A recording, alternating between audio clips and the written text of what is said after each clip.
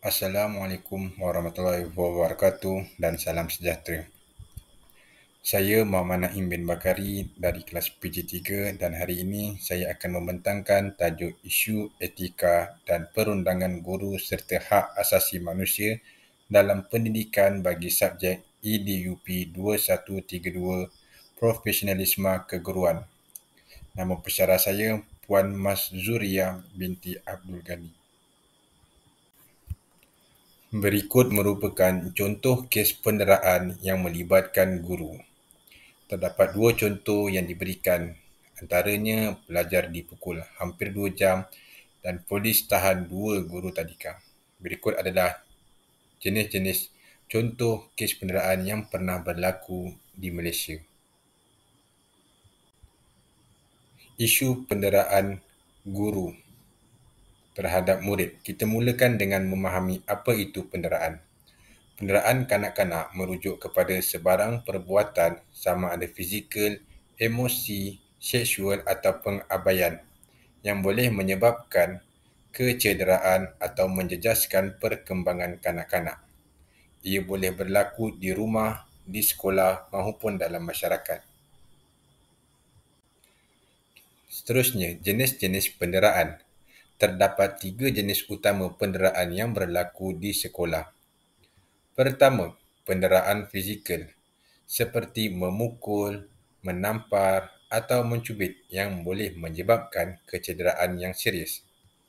Kedua, penderaan emosi seperti memaki, menghina, mengugut murid serta mengeluarkan kata-kata kesat yang boleh menjejaskan pertumbuhan emosi dan mental pelajar.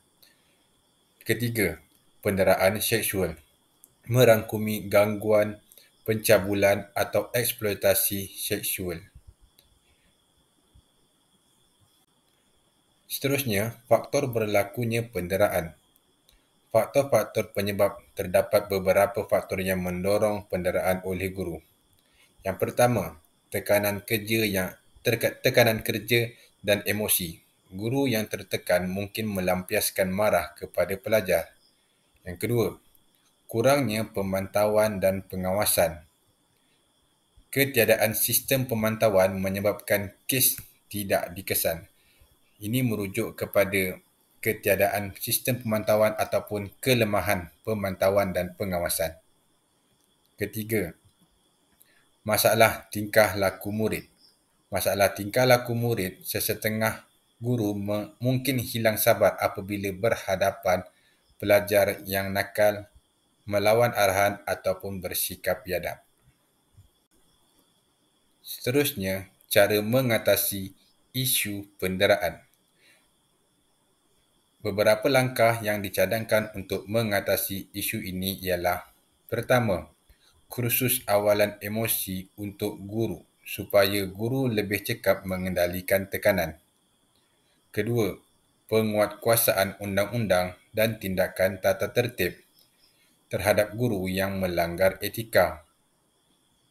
Ketiga, penglibatan ibu bapa dan PIBG dalam bengkel dan perbincangan pendidikan tanpa kekasaran, bermaksud penglibatan ibu bapa dan PIBG dalam mewujudkan bengkel ataupun seminar tentang mendidik pelajar tanpa menggunakan kekerasan. Keempat, budaya sekolah yang selamat dan penyayang melalui pelbagai kempen kesedaran dan program pencegahan penderaan boleh diadakan di sekolah bagi mengatasi isu penderaan. Seterusnya, kita sambung kepada profesionalisme, integriti dan accountability guru dalam menangani isu penderaan di sekolah. 3 nilai utama dalam profesion keguruan ialah: yang pertama, profesionalisme keguruan menunjukkan komitmen dan etika tinggi sebagai seorang pendidik. Melaksanakan tanggungjawab mereka sebagai pendidik. Yang kedua, integriti guru. Integriti bermaksud bertindak jujur dan memegang nilai moral yang kukuh. Yang ketiga, accountability guru. Accountability guru merujuk kepada bersedia bertanggungjawab atas segala tindakan yang dilakukan terhadap murid. Seterusnya, kita sambung kepada kod etika guru. Kod etika guru menjadi panduan tingkah laku profesional pendidik. Dalam konteks penderaan, guru dilarang melakukan penderaan dalam apa jua bentuk. Menuntut guru menghormati hak dan maruah murid. Dan yang ketiga, menjaga nama baik profesion perguruan dengan menjadi contoh yang baik atau menunjukkan teladan serta tingkah laku yang baik.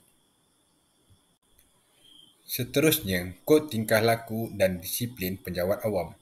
Guru adalah penjawat awam yang tertakluk di bawah peraturan-peraturan pegawai awam, kelakuan dan tata tertib 1993. Dalam konteks penderaan, tindakan tata tertib boleh dikenakan terhadap guru yang bertindak dengan cara yang tidak munasabah, kasar atau menyalahgunakan kuasa.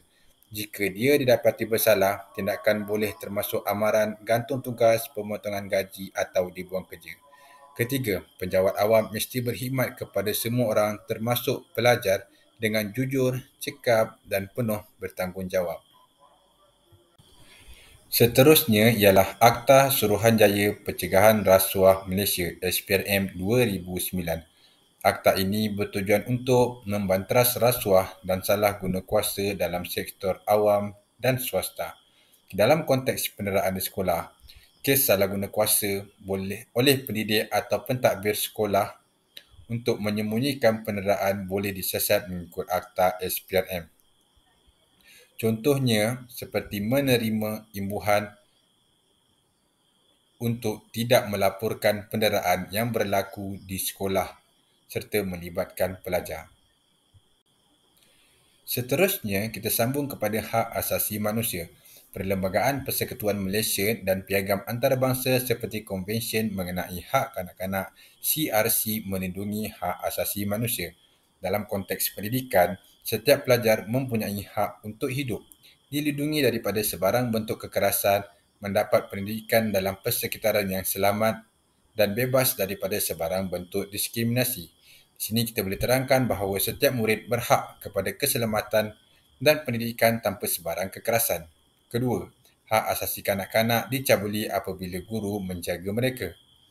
Ketiga, sekolah mesti menjadi tempat perlindungan, bukannya tempat yang membahayakan pertumbuhan fizikal, emosi dan mental kanak-kanak. Di sini kita boleh terangkan bahawa penderaan mencabuli hak kanak-kanak dan sekolah sepatutnya menjadi tempat perlindungan dan tempat untuk berlaku perkembangan positif bagi kalangan pelajar. Kesimpulan, penderaan di sekolah merupakan isu serius yang menjejaskan perkembangan fizikal, emosi dan perkembangan pelajar. Guru sepatutnya bertindak sebagai pelindung dan pembimbing daripada menjadi pendera. Oleh itu, semua orang seperti guru, pentadbir sekolah, ibu bapa dan kerajaan mesti bekerjasama untuk memastikan sekolah menjadi tempat yang selamat, beretika dan berperi kemanusiaan untuk generasi yang akan datang. Oleh itu, kerjasama semua pihak, guru dan ibu bapa dan pihak berkuasa amat penting bagi mewujudkan persekitaran pendidikan yang selamat, beretika dan berperi kemanusiaan.